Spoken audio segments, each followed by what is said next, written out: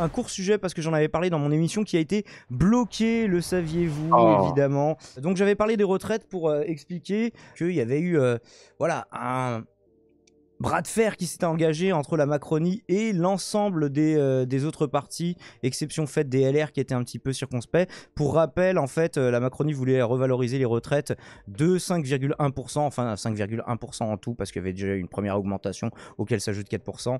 Et enfin, c'était 1,1 plus 4%. Bref, pour le détail, revoyez l'émission quand elle reviendra ou sur Twitch. Ça ne tenait pas tout à fait compte de l'inflation réelle. Donc c'est pourquoi il y a eu une proposition d'amendement pour le passer à 5,5% au lieu de 5,1%. Et c'était passé d'une courte tête, sauf que revirement là dans les derniers jours. Alors dans les derniers jours et même aujourd'hui, alors un résumé ici qui est proposé par La Dépêche du gouvernement qui a eu cette fois le dernier mot à l'issue d'une nuit de bataille parlementaire. Ça s'est fini à 2h30, 3h du matin, c'était n'importe quoi. À l'aube hier matin, Bruno Le Maire a finalement obtenu l'annulation d'une augmentation des retraites adoptée plus tôt dans la journée. Félicitons-le, il a obtenu une annulation d'augmentation de retraite. Ça va dans le sens de la Macronie. Augmentons le moins possible, freinons des 4 fers à tout ce qui peut permettre de... on respire un petit peu, non, reste la tête sous l'eau, connard. Tout a commencé par l'examen de l'amendement 194, donc porté par le centriste, un centriste pourtant, Charles de Courson pour le groupe Liberté et Territoire. Ce dernier propose une revalorisation des pensions prenant en compte le niveau réel de l'inflation, donc voilà 5,5%.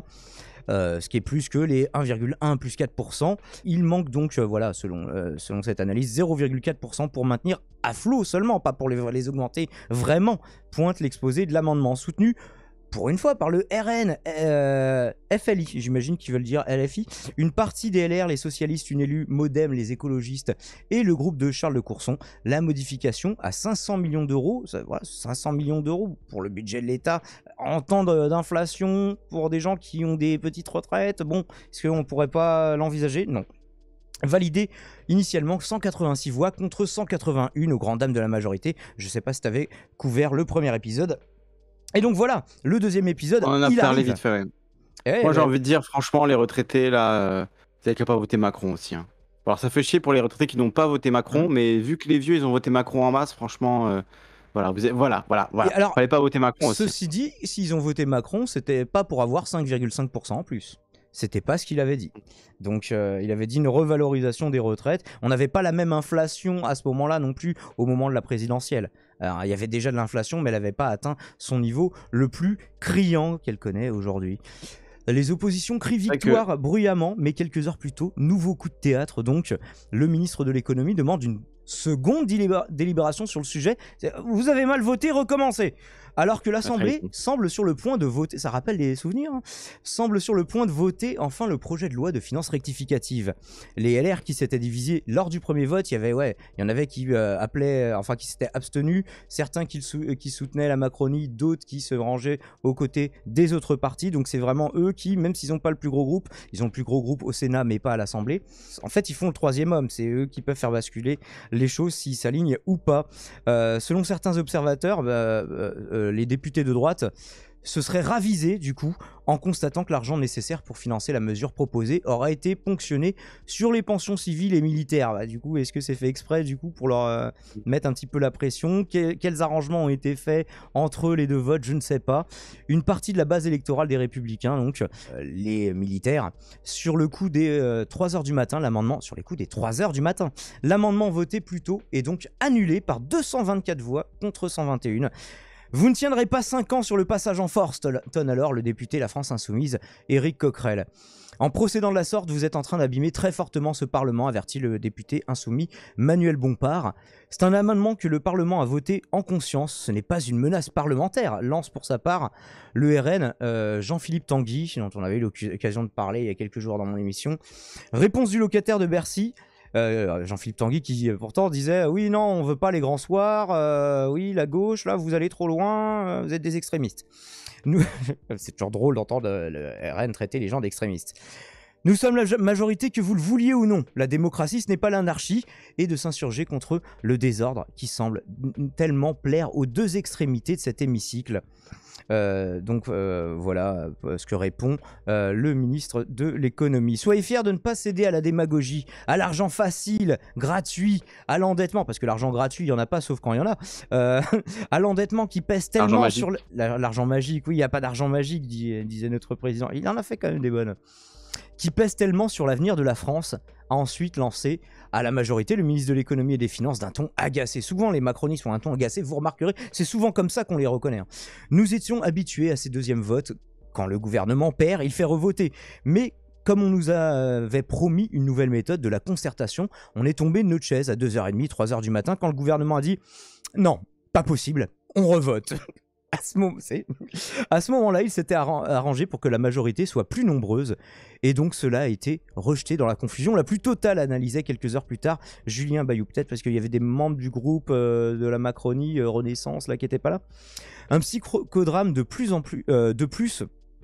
dans une session parlementaire qui en compte déjà de nombreux. Samedi 23 juillet au soir, les députés ont, par exemple, voté contre l'avis du gouvernement l'allocation de 120 millions d'euros aux départements qui versent le RSA.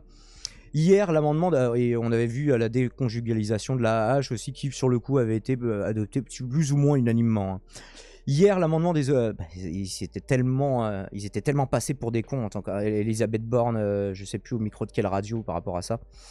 Hier, l'amendement des oppositions rappelait pourtant la promesse faite par le candidat Macron le 11 avril dernier dans le Pas-de-Calais. « Je veux indexer les pensions de retraite à l'inflation dès le 1er juillet », avait déclaré le chef de l'État. Encore une promesse non tenue, gageons que ce ne sera pas la dernière, c'est la conclusion que je vous propose en tout cas. Lisandre, est-ce que tu as une petite réaction? Est-ce qu'on ne vit pas dans un pays fantastique et démocratique? Je suis consterné.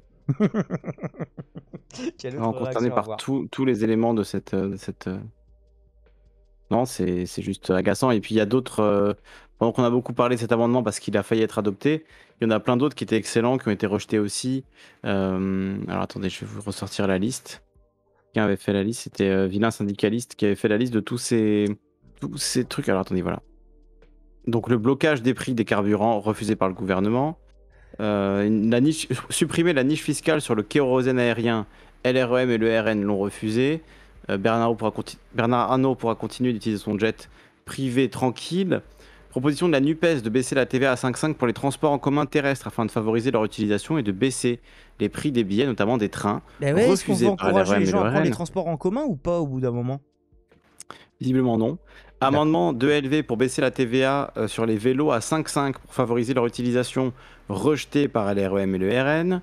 Donc, rappel au règlement pour Léo Mans. Bon, bref. Amendement de la NUPES pour proposer une TVA à 0% sur l'eau du robinet afin de garantir un accès égalitaire à l'eau pour tous et toutes. Refusé. Amendement de la NUPES proposant provisoirement un taux à 0% sur les produits de première nécessité dans les Outre-mer pour faire face à la flambée des prix. Rejeté. LREM vient de rejeter la compensation par l'État de la hausse du point d'indice des fonctionnaires des collectivités territoriales. C'est chiant dit comme ça, mais en gros, les collectivités territoriales qui n'ont déjà plus de thunes vont être encore plus dans la sauce. Donc voilà. Le RN et LREM qui ont voté contre beaucoup d'amendements très intéressants. Donc il n'y a pas que celui-là qui a finalement été voté puis rejeté. Donc on voit que c'est toujours cette tendance-là qui est suivie par le gouvernement. Imposer sa volonté quoi qu'il arrive. Et donc il n'y a pas de place pour ce qu'ils appellent la démocratie.